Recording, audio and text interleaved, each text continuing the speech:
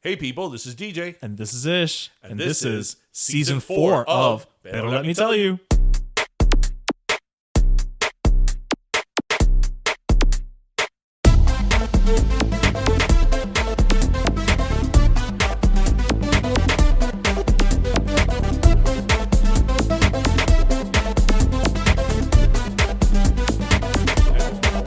Everybody had one. Things didn't work out in my favor, unfortunately. No, they didn't. So, with that said, But here we are in episode 164. welcome everyone. Happy Friday. 164. 164. Will you still love me when I'm 64? Is that how the song goes? When I'm 60. I think it is By 64. the Beatles? I think it By is. John Is it 64 or 63? No, 64. I'm sure it's 64. Will you By still Paul be McCartney. sending me a Valentine? Yeah. Welcome everybody. How was everybody's week? I think everybody's week is good. I mean, we evaded a tropical storm. Oh my gosh. This Here in tropical South storm, Florida. this tropical storm, it was so perfectly like what we're used to in terms of Miami storms. Aladde. Ya BJ's estaba la cola, llegaba to like, the other side of the No había storm. agua. Ya se acabó el agua. I didn't even check on the toilet paper. Oh, yeah, that's, yeah. Ya la gente putting up their... The plywood. And what I like about these like false alarms, it's not that like, bueno, we get a little bit of wind, Right. and a lot of rain, and Right. storm-like conditions, even Right, if it's right. not like a full-blown. Tormenta, but right. And every single forecast, including you, I remember you telling me that. Oh, this July 4th weekend, we're not doing anything. It was going to be rainy. It was going like, to be wet. It was like perfect. No, vaya, un poco más, and it would have been like the epitome of how 4th of July should be. Yes. Like, I mean, And we're cool for the summer. exactly, With Demi Lovato. exactly. We're all just going to be summer lesbians.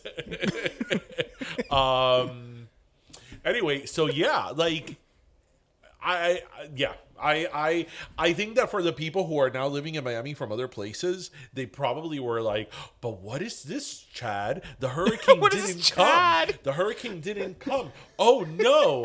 And it's like, al lado de Chad vive Dolores. And Dolores is like, mira, mijo. Dolores y Paco are old pros. Mira, Chad. Okay, aquí ningún huracán viene. Bueno, I actually had a not a similar situation, but like I have some friends who just moved down from New York. Actually, they moved down in Pleno last year, like right before the pandemic hit. So I texted him. I was like, "Hey, are you guys ready for the storm, or how do you feel? Again, they're new to the whole scenario, right? So it's like, do you need anything, whatever?" And they're like, "No, we're just woefully unprepared." And I'm like, "Okay, but don't worry about it, because nobody really prepares until like 24 hours before." Yeah. Like that's when if 24 hours before they're saying it's coming, okay, then go and really get everything recogido. I've already said, because my house is 2 floors, and especially for the second floor, the hurricane shutters I have are those panels that you have to put, that have the pre-drilled. That is horrible to put on. And listeners, those of you who have those hurricane shutters, you know exactly what I'm talking about. Son buenísimo, but they're a bitch. I eventually want to get the accordions. Oh, Which I don't like, but whatever. It is what It's it is. easier. It It's is just what it easier. is. But in the meantime, I've already said because I've already had to put them up twice. Right. And imagine, like, one time, I had a friend help me, and he was like balancing like from one leg, and in the other leg he was like, like holding on, like in another leg one leg he was in the ladder, and the other leg he was in the balcony, and then he was trying to put one of those shutters up on the second floor. And I said, you know what? The next time that I have to put this up, it's when it's like John Morales has confirmed. Right, it's that knocking there's on our a door. Category 5 Right. coming our way. Y ya no queda nada. It's like 200 miles an hour. Right. Then I'll be like, okay, well, yeah, okay, I'm going to put the shutters up. Let me put it's the least I can do is put up the But shutters. for like even a Category 3, I'm not putting up the shutters. No. Yeah, my sister's the same way. Because in the back they have the second story windows. Yeah, and I it's believe like, your sister has the same shutters I do. yeah, and it's like once they go up, that's it. Yeah. It's just darkness for summer. Yeah. It's like it's the opposite of how it becomes in Alaska, where it's just all day. No, now it's all night. It's so interesting how like that's like the whole hurricane thing. Right. That's something that it's so South Florida, it's so Miami that like the hurricane pachanga. How it doesn't matter. Like I always It's question. not that we don't take it seriously; it's that we take it in stride. Right, but you know what I think is interesting is that a lot of people feel the way that you and I feel, right? That it's like you lose our shit. Right. We're not gonna go and stock up the house. It's like this happens every year. Right. A lot of people feel that way, but yet it's still. I think people still go in complete turmoil. Like, I'm like, who are these people? And I don't know. I think it's just like the news crews just kind of wait outside for those pack of 10 people to show up so that it just looks like it's everybody. I don't know. No. And BJ's things got serious this past week. Oh, yeah. Shit got real? No, the line wrapped around the store. And I'm like, what are they buying? Chicken wings. La poca chicken wings que quedaban. Which whoever came out to our pop-up last week. Thank you so much. Those of you who came out to our pop-up last week. Yeah, a week from a week ago today, actually. Yeah, it was July 2nd. Yeah, it went really well. We sold out again. And for those of you who are loving our Ping Pong Pollo, thank you. We have a few new things in the works. Yes, and we'll let you know when our next pop-up is. Yeah. We're taking a break for July. Yes, there's a lot of things going in July, a lot of vacations and events. That's true. I'm out of town for most of July. Yes, so I'm not, but I'll live vicariously through you. Hurricane season. It's crazy. I really wonder if people that put the tape on their windows, if they really believe that something's gonna that it's helps. Going to protect the house. Like, do they really believe it, or they do it because I think it's like a last ditch. It's a little bit like peer pressure. Like, well, everybody's putting something up. So I have to do something. Right. Yeah, I think it's a little bit of that. Right, because I can't... Because if something happens, then shit, I didn't do anything. I can't imagine that any reasonable person... thinks that duct tape is going to... Right, putting an X of duct tape in your windows is going to stop... You're actually just putting like a bullseye. Right. Stop, a flying, un 2x4. Tree, or 2x4 or whatever. Yeah. I mean, but if you think that, good. Yeah, good for you. Well, and for those of you who, those listeners who are new to Florida, thank you for listening to Pero Let Me Tell You, and welcome to hurricane season. After you survive your first hurricane season with a couple of close calls, you could call yourself a true Floridian. Yeah, you start to brush it off. Yeah. But you know who else tiene esta semana un poco atormentada? The president of Haiti. Oh, well, I was gonna say Britney, but yes, the president of Haiti. That was pretty bad. I totally forgot about that. Okay, yeah, he was murdered. That's insane. Yeah, that is insane. That somebody was just able to breach I guess the presidential compound or wherever he lives, and just straight up assassinate him in his home. And they shot his wife in his sleep. Right? Yeah, I mean, they also shot his wife, and his wife is... Did she survive? Or? They actually brought her here to Miami. She's at Jackson. So, for those of you who don't know... Man, it's a trauma center for everyone. This week, the Haitian president, Jovenel, I don't want to butcher the poor man's name. Use your French. You took French. Moise. Okay. Moise? Listen, it's better than how I would have said it. The president of Haiti, he was assassinated. And... the country is in complete turmoil, and that what is very that's such an unstable country. What's very interesting but very tragic is that there's a lot of rumors in other countries. A president is assassinated, and you have a plan of action. Okay, vice president steps in, Speaker of the House, whatever. Right. But here, the problem that I was reading was that. The person in succession, if the president is murdered, has to be announced by Parliament, and Parliament there is inactive. It hasn't met in close to 2 years. Why? There isn't a Parliament in Haiti. So there's no one. On nobody paper, has, there's no one to. There's it's an inactive Parliament, and the courts are also inactive too. Yeah, so the executive is gone. There's no leadership. Period. Kind of no. No, there's no established leadership. So then, of course, that opens up the floodgates to a coup. Not only a coup, but is it even a coup if there's no president? 3-4 people claiming they're the leader. Right. So who's going to stop them? The courts? Well, no, the courts aren't active. Parliament? Nope. Parliament? No, the Parliament. I mean, unless they do some type of referendum to. Well, no, they. I don't know. Do something. I don't activate. Like the Wonder Twin powers? Parliament, activate. Parliamentary powers, activate. But, Haiti... Los pobres. They have such a sad history. It's such a sad history, and I think that the fact that, you have on the other side the Dominican Republic, which, there are a lot of problems in the Dominican Republic too. But comparatively. But comparatively, the Dominican Republic is a country that has industry that, does have a middle class. There's a lot of poverty, but it does have a middle class. It doesn't get hit by a hurricane every fucking season. It's very big on tourism. I mean, depending on where you live, say what you will about DR, pero tiene normal. You could live well with some type of standards. Right. And it's the same island, and this other side of the island, Haiti is the poorest nation in the Western Hemisphere. I mean, that is insane. The poorest nation, and it's such a. I mean, mira, Haiti. I've been to Haiti because I've been on Royal Caribbean, so their private island, La Bali, is in Haiti. Right. But Haiti is a country that could have thrived with tourism because it has beautiful beaches and things like that. It has mountain ranges. It has mountains. So, and it's just corruption after corruption after corruption. It's like they can't catch a break. And the earthquake. Oh my God, that's right. The earthquake. Mira, between earthquakes and hurricanes, Haiti, natural disasters are always rampant. This is what I think. This is a good example of like the state of Haiti, or the continued state of Haiti.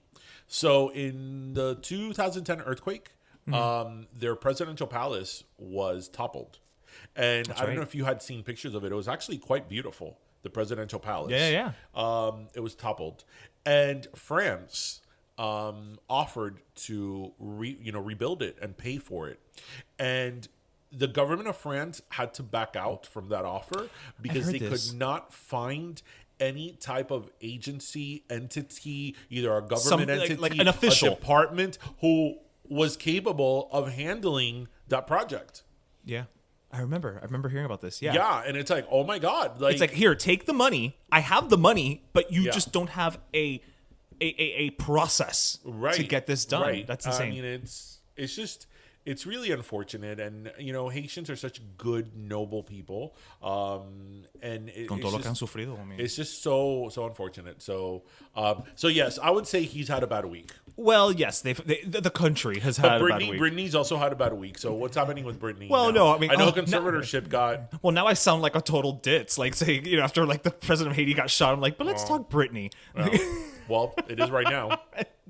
That's right. No, yeah. So aside from getting shot down, did you hear her manager, Larry Rudolph, resigned? Right. Because her attorney is resigning. Is resigning too. And Lynn, her mother, is now petitioning the court to be able to speak and allow Britney. Basically, she's petitioning the court to let Britney pick her own lawyer or her own court-appointed lawyer. I think it's going to get bad, but it's going to get better. Yeah, I do because I think that I'm a little upset. Sorry, before you say that, I'm a little upset at Larry Rudolph for resigning. Well, he hasn't had contact with her for 2.5 years. Fair enough, but what I did not like about it is that he's like, look, because I've heard she's effectively retired. It's like, well, Britney hasn't said that. Well, but the thing is that... You know what I mean? Like, right, I understand that, but the thing is that he hasn't had contact with her in 2.5. So for those of you who don't know, Larry Rudolph has been Britney Spears' manager, I think, for like 25 years. All her career. Yeah. I mean, if not all of it, like 83%. At least all her career since we know her. Right. Maybe one more time in on. So he effectively resigned this week because he hasn't had contact with her in 2.5 years.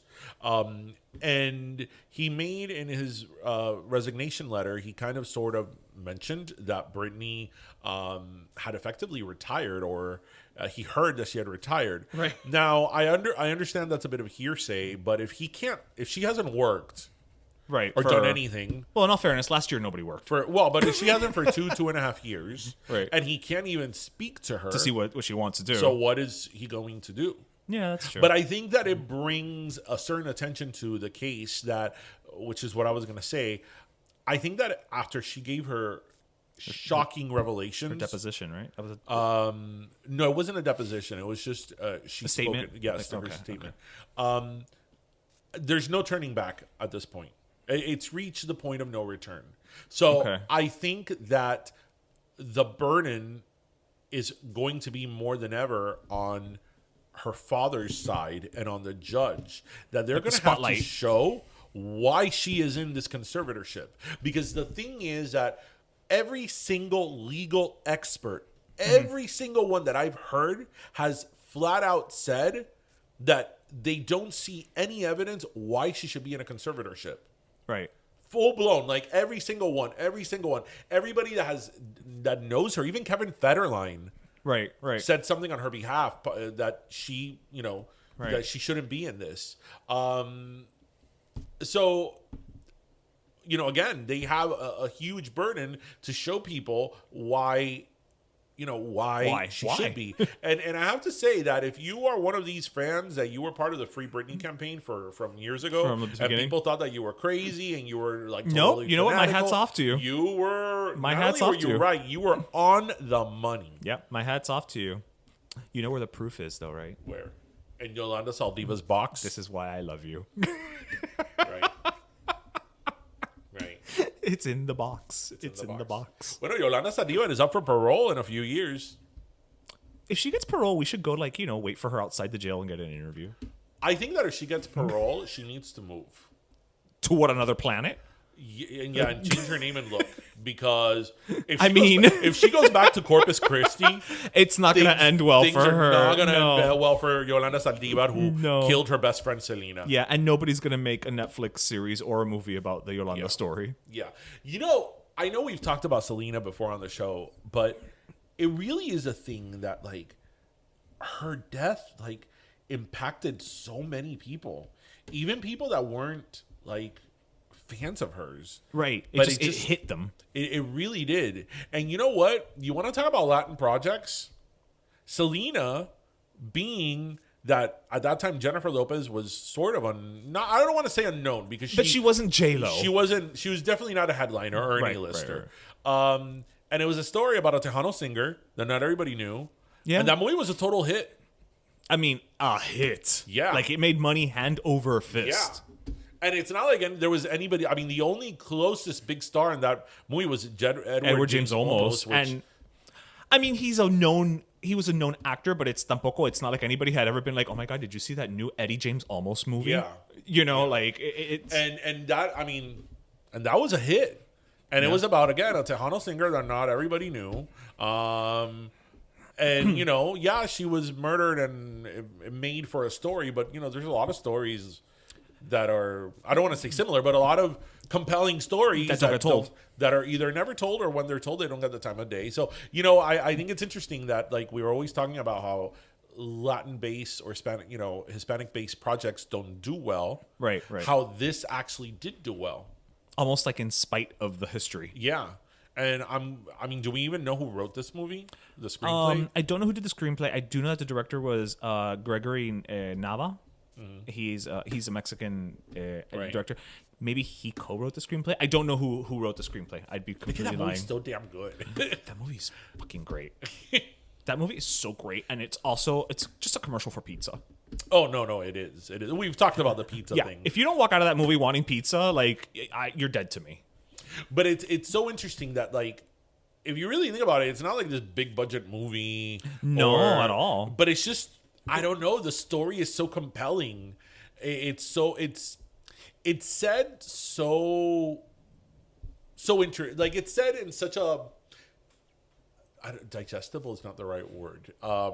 Relatable, compelling, appealing way. Okay. Easy to ingest. You're really hungry. Is what I'm taking away from this. I only had a CG's yogurt. I'm like a CG's. What? Yeah, I think CG's or Seagis. You've never had an Icelandic yogurt? Oh no, I'm not a big yogurt person. So try Icelandic yogurt. Okay. Does it taste like Bjork? I've never tasted Bjork. Does the Bjork taste like duck? Probably more like swan. Swan. More like swan, yes. Bjork has a swanny aftertaste. Yeah. So that's that. Oye.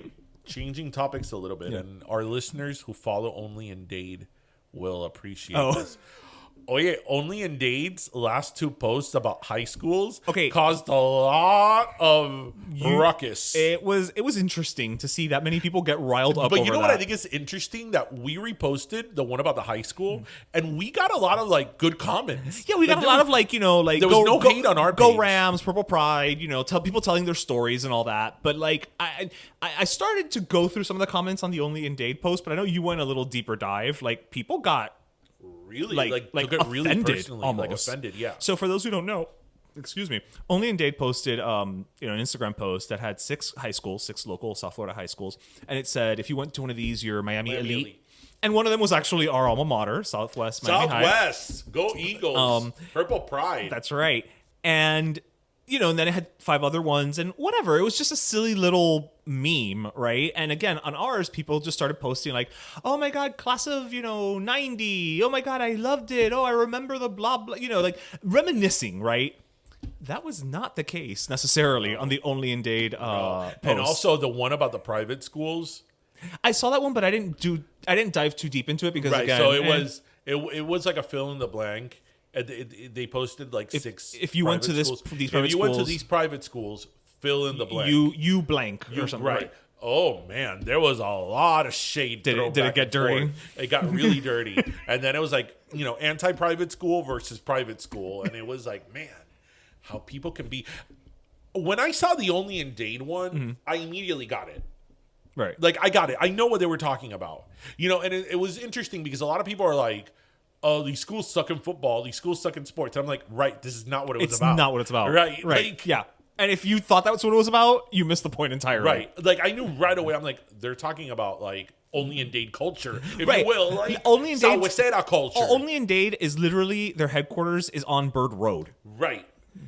They're talking about Sawaseda, Westcheste culture. You could make an argument that there were some schools that were, like, missing. Like, for example, Braddock wasn't there. But to me, Braddock is Kendall. Way Kendall. No. To me. Well, yeah, no, to me, Braddock is new. It's also new, right? Yeah. Even though it's been around for like 30 years. It opened up in 1993, but like to me, Braddock is still new. It's still new. But, then other people are like, oh, there's no inner city schools and there's no that. And I understand the argument. But that wasn't the point but of I the think post. what they were trying to say was that it was like Cuban American, right? Like, it's the epitome of guaneo. Right. I mean, for Christ's sake, culture. Our school had 2 parking lots. One was called the American parking lot. The other was called the Cuban parking lot. Sure did. I mean, come on. I knew right away that's what they were going for, and I understand that if you're like American or Anglo or anything non-Hispanic, right? You probably didn't get it. You didn't get it. So I understand that not everybody interprets things in the way they're meant. Right, but I was like, oh yeah, like of course, like what else could it mean? Yeah. See, it was funny because when I first saw the meme and I read it and I started looking at the schools, I'm like, Southwest better be on here, and Southwest was the bottom corner, yeah. But it was, but it was there. It had. That's what I did too. I mean, that's what they call our school, Sawaseda. That's Sawaseda. Or South Ref. South Ref. It used to be called South Ref. It was. They were talking about Refy Cuban culture, like, right? Which is totally Miami, right? There's other cultures that permeate in Miami, but that is certainly a part of the collective of the Miami diaspora. Ooh, diaspora. Right? Good word. Right? But people got very defensive. They got very heated. They got very heated. But I'm you know what? I'm proud of our listeners and our followers for not allowing that to be the case. Yes. So Only in Dade ruffled some feathers. Aside from, posting burning cars. They've graduated. Okay, something else that Only in Dade they started posting a lot of boats that sank over the weekend. No. But Only in Dade makes me realize that I need to go to more pool parties. Yeah, we don't get invited to many pool parties. No, but I think a lot of these pool parties are like open to the public. They're like the SLS has a pool party. Oh, well, yeah. That's on like any Saturday. Okay, let's go. Okay, you just tell me when. I'll go. I was like, I need to go to more pool parties. I don't have a kid. I'm free all the time. Unfortunately, I have other matters. That's what I'm saying. Between I know Tristan does, basketball. There's play dates. There's all that, that's chicken wings. There's right. That is not my world. Yeah. But you know who went to a couple of the schools that were mentioned on that post? King. Ulysses Diaz, our guest this week. He's awesome. He is so great. He is. Like, I have to say, he recently had a title fight. He may not have won the title, but God damn it, it was not through lack of passion. And he has a Guinness World. He has a Guinness World Record, so you know what? Whatever. Did you see the fight? I hate to say I didn't. Okay. I saw, like, in the recaps. Let me tell you something. If they had not stopped that fight, I think he would still be there. Going at it. El día siguiente, I did see that. Yeah. he was. Yeah, I mean, I even texted him and I'm like, oye, are you okay? Like, I mean, I've seen the picture and he's like, yeah, I'm good. It's all good, whatever. And I'm, but that's him. You know what I mean? Like, it's that passion and that drive. So, you know, we got a chance to talk to him for the second time. Yes. This time was just about him. The last time he was here with Only in Dade. Yes. And you know what? Mira, we had an Only in Dade topic, and I didn't even like. You didn't even put two and two together. Yes, at that moment. So, Ulysses Diaz is this week's guest. Here you go.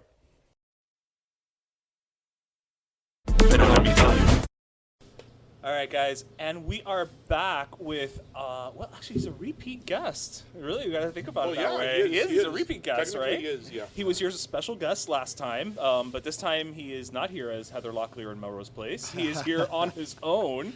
We have with us Ulysses Diaz. Thank you so much for joining us, man. Thank you for having me again, guys. I truly appreciate it. Wait, I'm so glad that we were finally able to lock something in. I know you've been busy, which is a good thing. Yeah, absolutely, man. I've been really busy, which is a great thing. But yeah, we know we made time. We got it here today. Yeah, So, before we get into the whole conversation, Right. I want to bring up something that you mentioned or in the previous interview when you were hanging out with Only in Dade. So tell us again the world record that you hold. I have the fastest knockout in combat sports history. They have it marked down right now at 3 seconds, but if you review it, it's like 1.52 seconds. I'm arguing that right now with Guinness Book of World Records. We've never met anyone who's argued with Guinness. I've argued with a glass of Guinness beer.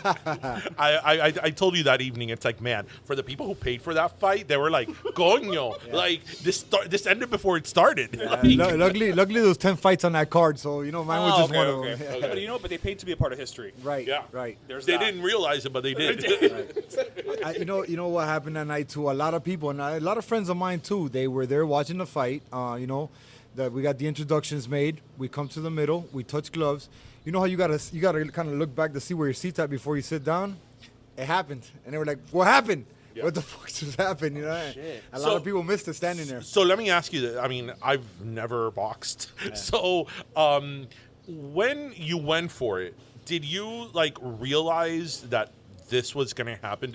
Were you thinking in that second and a half?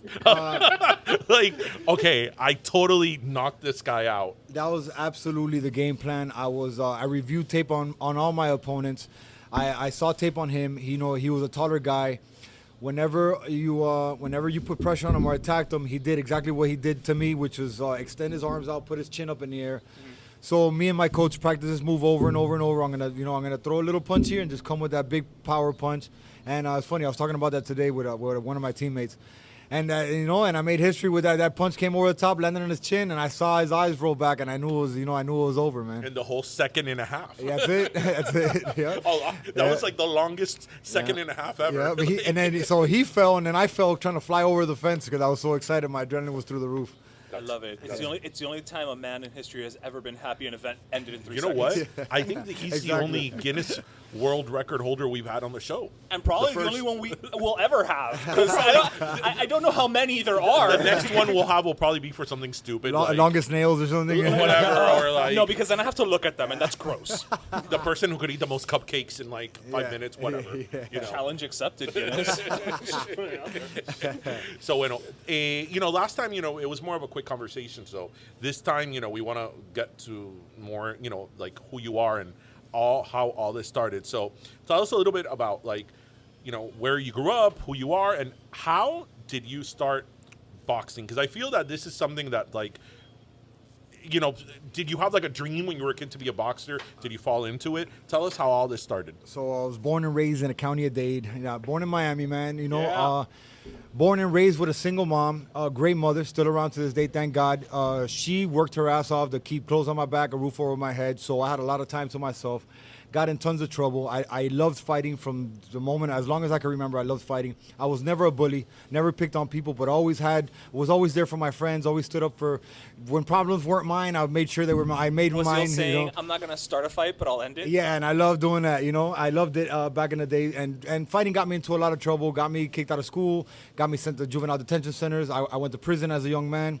I grew up on the street doing street things, never had a father, never had an uncle, and I don't say this for a pity trip. I just never did. It's the truth. Never had cousins, never had any male figure in my life to tell me, yo, go this way, go that way, you're good at this. You know, I was always an athletic kid. I got into amateur boxing at a young age. I 19, 20 years old was amateur boxing, but at that time I already had 2 kids. So it's hard to do something, pay your way through something, and try to manage a family and still, I don't know what to do. I had no skill sets. So try to figure it out on my own, got in trouble. Came out of prison, worked with Pitt. I went around the world as Pitt security. You know, For those who don't know, Pitt being Mr. 305, yeah, Mr. Worldwide, Pitbull. Right. You know, I was How blessed. is that? I grew up with him, man. He's still my brother to this day, man. We, I met him when I was 11 years old in middle school. We got like this from day one. I lived with him. Matter of fact, when I was doing my amateur boxing, I was living in the same house as him and his mom. I was living with them. Same as us. You've never taken me on tours with security. But then again, I'm not Mr. Worldwide. This is also true. All right. So, he's been a great mentor, motivation in my life, inspiration in my life. I still talk to him to this day, still get a lot from him. I just turned 40 a couple weeks ago. At 35 years old, I was in Colorado. I was part of the gold rush, and I had this come to God moment, this epiphany where I'm like, yo, I finally, for the first time in my life, I did some math on my life. I was like, damn. 10 years from now, I'll be 45 years old, and I'll still be stuck in the same shit with the same people. And it brought me to my knees, bro. And I was like, this isn't for me anymore, bro. I'm done with this shit. It's just tiring. And at that time, I was training in Colorado. That same day, I packed my stuff up, flew to Miami, started training down here. I was at Fifth Street Gym down at the beach. I had a coach of mine. When they opened that gym, I was there. Right before New Year's of 2017, I told him, like, yo, I'm ready to take a fight. He's like, you sure? How long have you been training at that point? At that point, I mean, on and off for years, but at that point, steady, maybe about 3 months. Okay. About 3 months Like steady. seriously, quote unquote. Seriously, every day, 6 days a week. And I go, you know what, man, I'm ready to take a fight. It was more like a bucket list thing. It was, I'm going to take a picture for Instagram, tell my kids I did it, I have something for them to be legitly proud of, you know what I mean? Because up until that moment, I lied to them their whole life. The dad's this and dad's that. But it was all lies, I was living a lie. So they come back, after I told them I wanted to fight, they come back about 2 days later, told me, hey, there's a fight in Dominican Republic, and it was like 35 days away from that time they told me. I'm like, oh shit, it was a reality check. And I'm not gonna lie, it was a moment of nervousness, and are you ready for this? And that's it. I had to bite down. I went to Dominican Republic. I fought. I won by first round knockout, and it was like the best high, best drug, best anything I've had in my life. And this was actually like boxing? This was boxing. This was boxing, yeah. And that was 4.5 years ago, man. And here I am 4.5 years later with the fastest knockout in combat sports history. I'm ranked number 1 in the world middleweight for bare knuckle boxing. It's an amazing life, man. I feel that, most people will probably think that boxing is such a dedicated sport that you got to dedicate your life to, from what you eat to how you train and all that. You absolutely do. Yo, we saw him eat on the schedule right now. but that you're kind of bred to do. And it's interesting that you are so successful and so known now, and you hold this record. And this is kind of like I don't want to say that you were old at 35, but like a second act. Oh no, guys! Guys in boxing are retired at my age. I started when people are retiring. I was definitely looked down upon. I was definitely told a million times that I wasn't gonna go anywhere. And now all those people that told me that weren't on my side are now, on my side, and they want to take pictures with me, and they want, They can't get a piece of you enough. Yeah, it's amazing. And you know what? My whole life, man, even as a kid and everything, I remember looking back, and I always lacked structure in my life, but I always wanted structure in my life. I always a schedule and doing things. Once I got into boxing, and once I went pro, and I found that this was structure in my life, and I left everything behind, it was amazing. You do have to change your lifestyle and drop a lot of things. And this is a thing where you have to live in the moment. You cannot be outside of that moment for 1 second, because you'll get knocked the hell out. You know what I mean? So. Yeah.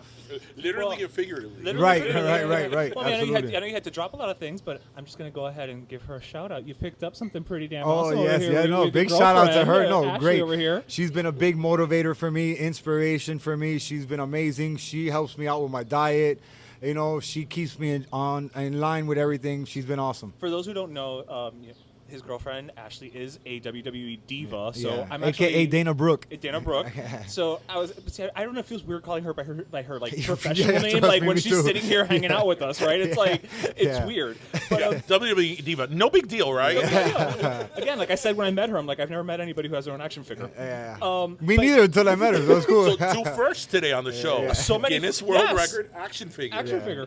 But does that kind of help with this lifestyle in the sense because now it's two athletes who are really like on your game, Man, listen, it's a blessing, brother. It's amazing to have her in my life. She's very disciplined. She's very structured. Like I said, she keeps me in line. I never had that in my life, so being with her, she's very knowledgeable on everything you need to do, like on how much sleep you need, how to eat, what time I need to eat. So she's been a blessing in my life. Amazing. Love you, babe. Aw, so sweet.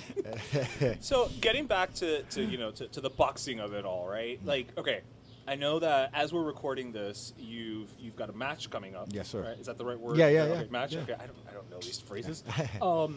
So what is this upcoming match like? But Yeah. actually, I want to kind of talk about the one that DJ earlier called a public service. So I have a couple things I do for the community. One of them is called Fighting versus Hunger. I go out and I feed homeless people. We team up with local businesses. We did it all through COVID. When businesses were hurting, small businesses were hurting to get money for revenue, selling food. I had the Miami Dolphins get involved, and they bought a bunch of meals from different restaurants, and we would go out and feed the people. Now I had Ray's Pizza involved, Lucila's Cakes involved, Oh, which nice. is, it's amazing. You had me It's at amazing. Cakes and Pizza. I branched off of that, and I got a thing called Monster Brawl now, where I get, I put out the flyer, and I get people, non-sanctioned fights. These are non-pro fighters, either amateurs or people who have no experience whatsoever. And you come in, and we put you in for 3 2-minute rounds, and it's in a ring. We have commentators, and we make it look like you're actually fighting, something you've never experienced in your life. You're going to come in and do it. Let out a little stress. I keep it safe. We have a referee in there. Make sure, it's fun. It's real, but we keep it fun. We don't want nobody to get hurt. It's not like those backyard YouTube videos. No, or anything like that. far from Okay. that. Have Far you ever from had that. anybody Yeah, come far- in that yeah. you're like, Coño, you could tell this guy's having a really bad day. Just go like Yeah. buck wild. Oh, like no, ape no, shit, yeah, like, no. They get in there and it's little barn burners, bro, and haymakers, and it's people throwing punches you don't even see coming there from their back, and it's crazy, and it's great, man. And everybody leaves there in a great mood, man. I mean, since we've been kids, we've been hearing, you're mad to go punch your pillow or something like that. Now we put somebody in front of you that's moving around trying to punch you back, and it's a hell of an adrenaline rush, man. And 6 minutes of your life, bro, it changes your life. What you know kind what I mean? of requirement do they have to? I mean, I'm just hoping they have to meet certain. Aside They're- from the fact that they have to probably sign like a waiver that's Yes, like yes, 80 pages long. It's a one-page waiver, real small, thing. Like, you are liable for anything that happens here, obviously. Si te parten la cara, don't come crying to me. Yeah. We got medics on deck. Watch your step there. I almost fell back. We almost had a from laughing. backflip. We almost had a backflip.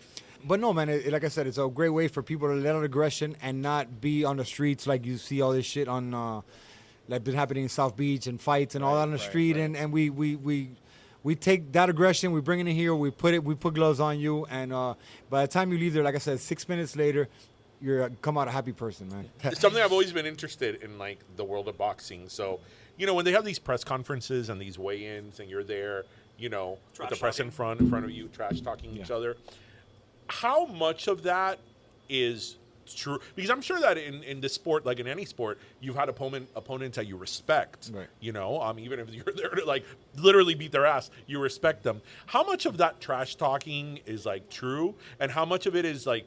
Well, I never trash talk nobody. I like to call myself a gentleman of the sport. I respect everybody and anybody, I guess, they're in that ring with me is, a warrior just like I am. Because at the end of the day, no matter anything you say, no matter what name you call me, no matter what you think you're going to do, no, it counts for nothing until we're in there and you show me. Like the guy that I had the 3-second knockout, he was talking trash about me, made him swallow every word in less than 3 seconds. And I come from an era. I'm an old school guy, like I said. I was in gangs at one point in my life. I come from the street, and trash talking. People show up at your door. Like, you know what I mean? You can talk all you want. People, reality. right? The reality check. I'm also curious in terms of like, we can imagine like the physicality that you have to in terms of training for a fight. Talk to us a little bit about the headspace, like, 3 hours before the fight, an hour before the fight. What is your focus? How do you focus? Because I imagine that's a lot to do. That's a great question. That is 90% of the battle. So I'm 5 weeks, as we record this today, I'm 5 weeks out from the fight. Right now it's all physical and mental. I'm getting prepared. I have to cut weight. I still gotta get to a certain weight. I gotta get to 175 pounds. That is more of a mental battle for me, right? So once I get there, that's the weigh-in is the day before the fight. Once I get there and I know I'm on weight and I get on that scale and I make the weight and the fight is secured, I have this ease over me, There's always a sense of nervousness. Any fighter that says that they're not nervous or anything like that, it's bullshit. Everybody has their quote unquote butterflies, because you're stepping into a ring with another guy who knows what they're doing themselves. I am very blessed in the sense that my coach has 26 and I'll be soon to be 27 world champions under his belt. He's been coaching boxing for 40 years. He's a Hall of Fame coach. He's a legend in the sport. Forget the physical training. He's a legend in that. But when it comes to the mental space and how he talks to me and how he prepares me and the things he tells me to make me coast into this thing and to make me feel like I'm more powerful than anybody in front of me, and that's a huge asset to me, So headspace is a big thing when it comes to fighting. So like I mentioned, you have a podcast. Yes, sir. Don't Blink. Don't Blink podcast. That's it. It's been how many episodes now? I'm going on 18 this Friday. I have Lorena Garcia, the chef from Miami. Yeah. She's awesome. I'm gonna have her on this Friday. She'll be 18. It airs every Tuesday at 7:30 on YouTube. Don't Blink podcast. And that was born from the 3-second knockout, because in my press conference, like I said, I manifested that knockout. I have a video of her saying days prior to the fight, don't miss this fight. It's gonna be the world record. I'll show you the video now when we finish. So and then in my press conference 3 days before the fight, I got up there and I go, hey guys, remember when you watch my fight, don't blink. My fight's finished fast. And boom, they have finished fast, and then Don't Blink was born. Destiny. Can you imagine those people that went up to go to the bathroom and they came back and it was long over because it was a second and a half. They were on. They were like, now the next one. No, yeah, they're like, people who called, hey, where's the fight? Like, oh no, Yuli's walking out. Okay, perfect, I'll make it. And when they get there's another fight going on. Like, what happened to Yuli, brother? He made history. That's what happened to Yuli. But so, what inspired you to start a podcast? And because most people wouldn't associate, like a boxer, a fighter, with let's sit down and have a chat, right? And I told you, before we started recording that, I listened to a couple of your episodes, and I genuinely loved it. And I know it sounds like I'm being faint praise, but it's like I was genuinely surprised, because I think a lot of times people start podcasts because it's the quote-unquote thing to do, and it's just weird. It's not genuine. There's no structure. But yours is good. I really thoroughly enjoyed it. Thank you very much. And what made me start it is, as you can see, as we're having this conversation here, I like talking to people. And one of the things is, like you mentioned, that people, they see me and they get the scary demeanor. I know from the outside it looks scary. I got dreads, tattoos on my head, gold teeth. I got Your Instagram name has monster in it. Right. They call me the monster. I like to say I'm only the monster in the ring. Outside, I'm a teddy bear, man. I love to be great to people, and people, they reciprocate that. They're great to me. So I love having conversations, and I got my co-host Too Nice. He's an artist himself. He's a music guy, great at conversation himself. Before it was called Don't Blink, I had a mock podcast with a couple other friends. Great guys, got their own thing going on. They're very good, but our schedules were off, so I didn't see it working. Me and Too Nice work together already. He does a lot with me with my fighting world, from my merch to marketing to a bunch of things. One day we sat down, just me and him, did a mock podcast with no guest. Killed it. We're there for an hour talking crap. You know what I mean? I'm like, dude, you're my guy, bro. You're around me all the time. We know each other. Let's do it. You can't fake chemistry. You can't fake chemistry, man. And here we are going into episode. We just had our episode 17 was Enrique Santos that airs this Tuesday. Oh yeah, yeah, awesome. He's amazing, man. And by the way, you don't scare me, and I mean that in the best possible way. Thank you. Because people that are filled with tattoos and stuff like that tend to be very authentic. Right. And I'm in the law world. People in suits are the ones that I think are the worst. People Hey, in, like, you're the right. world. They say that the biggest crooks wear suits. The suits and clean cut. Those are the people you want to biggest like crooks run wear away suits. from. Yeah, no, absolutely. And you know what? And I feel like people, and this is not like to pat myself on the back or nothing, but people like me that have tattoos on their head and have their look, and we don't care about what anybody else thinks are more authentic. Yeah, More definitely. authentic. No se meten con la gente. Definitely. Yeah, Like, for the It's most more part. authentic. You're not into that bullshit. of, Exactly. The posturing Yeah. How's my hair look? looks lovely as always. Thanks, guys. Nice little top knot on up Yeah, there. yeah. No, you got to see the comment section of when I knocked this guy. I was like, oh, he got knocked out by a guy with a man bun. No, the comments are the best. I sit there and fucking crack up, man. Sorry for the bad words. Oh, please. We've said worse. Okay. Okay. So, I mean, you've got a championship or Yes. a title Yes, match I have coming up, a right? title fight. And so, okay, so let's see. Title fight, Yes, sir. podcast, Yeah. philanthropy, hot girl. Check. Life is great, man. Life is great. Life yo. is Like, amazing. seriously, like what's left? What else? No, What's no next? complaints, man. And you know what? Everything, like I said, good things happen to good people. I've been trying to do good, and I've been trying to be the best person I can be. And I'm not religious, but I'm very spiritual. I believe in God. That's what I grew up with, and I feel like He's blessing me, man. You know, I have great people around me, from my woman to my mother to my coach to my children, to being with you guys, man. You guys are great people. You know, and having these opportunities, it's just life is good, man. No, but I think it's awesome, the philanthropy side of it, and that you're giving something back because, somebody like you, especially, you've been very successful really quickly. And like, we're talking about like mega success, right? That could have easily gone to your head, Right. and you could have been a cocky, son of a bitch. You know what? And it didn't. It actually made you even more grounded and now wanting to give back. Especially for so. people who've had, a rough life, right? No, you yeah. can imagine them just being like, fuck everybody, it's all for me. You now. know what? I get asked this question a lot. Like, oh, well, don't you wish you would have done this at 25? I'm like, no, because me at 25 would have messed this all up. Hasn't anything got to me? Why haven't it changed as a person, the inner person who I am? It's because it happened to me as a man, as an adult. I've been through all the BS. You can't come to me with no BS. So I've stayed the same, and I'm gonna stay the same as long as I'm here, which I'm hoping is a long time. We hope it's a long time, I too. just turned 40. I hope to be 140 one day. You know what I mean? 40's the new 30. That's right. We have to believe that. As a rule. So, Hey, and I know we're all Eagles here in the that's right. we're all That's Eagles. right. We're all fellow Eagles. That's right. That's right. awesome. Westchester, baby. Yep. I'm telling you guys, Westcheste's, listen. Westchester's where it's at. Westchester. Yeah, Hey, if you put the Ulysses. R in the back and the end of it, you're not from Westchester. But see, that was what happened. I had interviewed the actor Danny Pino, and he's from Westchester. And he even said it because I heard him on another interview where he was talking about where he's from. He's like, yeah, I'm from Westcheste. And I was like, I told him, I'm like, the fact that you said Westcheste and not Westchester, he's like, bro, 'cause if I said Westchester, none of my Westcheste people would know what the fuck I was talking about. It's funny because if you say like Westchester, it sounds New very. York. It's No, that's like- New York. Exactly. That's New York. Yeah, you're It from New sounds York. like very like like bougie in a way. Very waspy. Yeah, but it's like You know what? You know that sign in front of Tropical Park that says "Welcome to Westchester"? I'm gonna knock the R off of that. Anybody's listening, go knock the R off of that. But You know what? You should do it because ain't nobody gonna challenge you if you do it. Okay. hey, you know what's awesome, man? A kid from Westchester to be where I'm at now. I love our betters. Shout out to our betters, David our I better. saw your picture the other day. Exactly, man. I put my picture up there.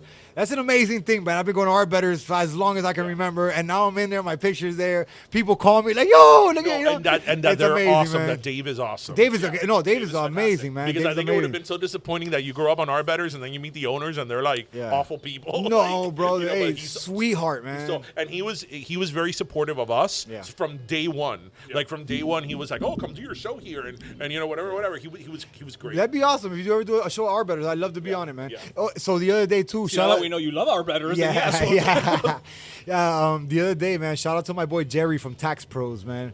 I go eat at our betters. I'm with my two little ones, and I see Jerry there. Jerry's, Tax Pros is right across the street. Yeah. So I see Jerry there. Jerry's my guy. Jerry, what's up, brother? And he's like, "Hey, look who I'm eating with." So when I look over, it's Manolo. It's Manolo from Scarface. Oh, Stephen Bauer. Stephen Bauer. So I look over, I'm like, "Oh shit!" Well, I'm a huge fan, of course, you know what I mean. But I don't want to bother him, so I'm like, "Oh shit!" I shake his hand, go inside, I eat, get my food. I'm eating with the kids. I guess when I'm in there, I'm doing my thing. Jerry's showing him who I am, showing him a knockout. So as I'm leaving, Steven Bauer comes up to me and says, "Yo, I want a picture with you." I go, "What? I want one with you, bro." It was amazing, It There was a super lot cool. of Miami happening at our betters that day. Yes. I'm just saying. Yes. Absolutely. Yes. Absolutely. Well, where else? I mean, Where else in I mean, Westchester? Right. That's the heart of Westchester right there, I mean, man. Bird Road in 87th. I mean, Exactly. you want more Wichita than that? Exactly. Down the street from, Southwest. Exactly. That's true. Yeah, like right on the corner. Yeah. Exactly. Yeah, pretty much. But Ulysses. From the moment that we met you, when you came with Only in Dade, we said it. We're like, we need to have you back. We need to just chat with you because we just loved your vibe. We loved your energy. We knew it was something, an interview. There was a story, and we were so glad that we were finally able to make it happen. Dude, you know what? Like you said, you've got a certain look, but the reality is that, peel back that layer, and it's a good guy, Cannot wish you enough success. Thank you so much, man. I truly appreciate it, you guys. I truly appreciate the opportunity. I'm glad we didn't talk about burning cars like we did last time with Only in Dade. Well, that's because Only in Dade, that's their bread and butter. No. And shout out to Only in Dade, man. That's family. That's my people. Shout out to all the people that support me and love me. Thank you to all my sponsors. Thank you guys for this opportunity, for real, man. It's awesome. It's awesome to have this conversation with. We're all cut from the same cloth. We're the same neighborhood, man. We grew up with the same shit. We see the same people. Much success to you guys. Awesome that you got the law on the side also. So it's awesome. He's so man. thrilled about that. If you asked me 5 years ago, I wouldn't be thrilled about it. Now I am. It's awesome to have a DJ on my side. And you know what? You know what? Let's keep this in mind. After I win the title, next one is at Our Betters. We'll do the interview at Our Betters. While we hit a CEO and all around. He just said it. He just made our calendar. Yeah, Right. He confirmed us. He confirmed the date for us. So done. Right. Locked in, guys. And we're back. Yep. So yeah, He's the example of somebody that could look mean and intimidating, but is a teddy bear. Yep. And speaking of teddy bear, I also want to give a congratulations to him and Dana Brooke. They just recently got engaged. Yay! His girlfriend, wrestler Dana Brooke. Her name is Ashley.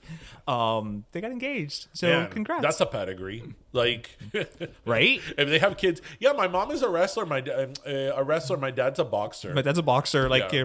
I'm gonna be a CPA. Yeah, That'd be great. I'm gonna do taxes for a living. For a living, I'm like, I don't want that life. I Right. want something a little more calm. Yeah, imagine bringing someone to meet the parents. That would be fun. Yeah, but he's awesome. Yeah. And he's such good people. So I'm happy we got to spend some time with him. So, Yep. Well, I'm thirsty. Yes, and hungry. So I'm actually going to give a repetitive last soda. Okay. But I'm just going to give my last soda this month again. This week, I'm sorry. Again, to the first responders at the Surfside collapse. well deserved. Those men, baya. We should go buy actual sodas and take it to them. There's no words at this point. Yeah.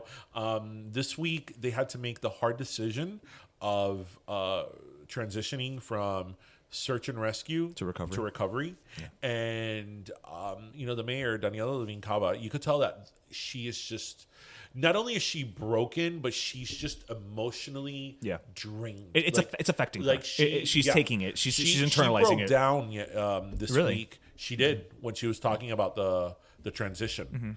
I love that the interpreter for the deaf though looks like Tori Amos. The redhead. Yes. Yeah. Only you can make a joke about that. This comment, but it's just I can't imagine the men and women that are doing that. First of all, the physicality of it, that they are on top of this rubble in the sun, the rain, because it did rain, moving all this like heavy, from heavy cinder blocks and cement, furniture, and rebar, and all that, and personal belongings of people, to finding the deceased. Yeah. I mean, the firefighter that found his daughter. There's just no words. So all these people deserve all the praise and all the good thoughts, prayers, good energy sent to them, because they really are doing God's work. They really are. It's just I can't even fathom what those people are going through, what they think of when they put their head down at night and sleep. And this whole Surfside tragedy, like, I can't think of a bigger tragedy locally, at least. Yeah, in the last, I don't know. Because even when we went through Hurricane Andrew, that it was bad and there were people that died. Like it wasn't like, I feel it wasn't like this because. Well, for starters, it was a natural disaster, And this, which is like, always different. These people were at home, and it was like an entire family got wiped out. Right, like, right. It's just so tragic, and I have to tell you that like it's one of these things that it's hard to like go on with your day in your life, and whatever. Yeah, just moments of joy you may have. Yeah, just and next. like think about what's going on only a few miles down the street. So No, I hear you. I hear you. Well, my last soda is going to be a little different. So yesterday, I actually went with my oldest nephew to the Marlins Dodger game because that's what he wanted. Yes. That's what he wanted for his birthday. So got him tickets, and we had a great time. Part of the reason I had such a great time is because there was a gentleman sitting next to me. I don't know his name, but he's getting my last soda. He was an older Cuban guy who you could tell lived and breathed baseball. The whole time, it was like, dale, pero qué es eso? Pero qué, yo no entiendo este juego de pelota. ¿Qué era? Paloma, ¿qué da? La croqueta. And at one point, he like moved his arm and he almost like hit me. And his wife was like, ten cuidado, I'm like, he's perfectly fine. And I told him, Senor, you're like the most enjoyable part of this game. Mm-hmm. And so he started laughing and he's like, no, disculpa. se llama Neto. Ernesto. He's like, no, disculpa. I'm like, no, don't worry about it. Oh, I took video because then he moved a couple seats forward. So I have video of him like right when the Marlins got like a home run. It was the greatest thing in the world. And I always say, like, I hope to one day be as passionate about anything as people get passionate when they're watching sports. Yeah. But the thing about that's great. And and that to me was just like, you know what? I'm going to give him the last soda because it was enjoyable. Sports brings that out in people because he wasn't obnoxious about it either. I've seen people that don't care about sports at all. Right. I get like that at basketball games. I get that at basketball games. Yeah, like lose their shit in like a playoff or in a championship game. And it's like, it's fun to watch. Yeah. But that's a good one. And Neto's a good one. Ernesto. I took video, so I'll probably post it because you don't see his face. Okay, so. good. So that was a good one. So, well, everyone, we hope everybody listened, laughed, and learned. Remember to grab your pastelito, your croqueta, and your cafecito. And thank you for joining us, everybody. Have a great weekend. Pero Friday, pero weekend. Woo! Pero everything. Have a great one. All right. Cuídense. Bye. Pero Let Me Tell You is co-hosted by Darian Borges and Ismaeliano, produced by Ismaeliano, and our theme, Pero Let Me Tell You Freestyle, is composed by Michael Angelo Lomlaplex, the official gay guy. And don't forget to subscribe and leave us a review on iTunes.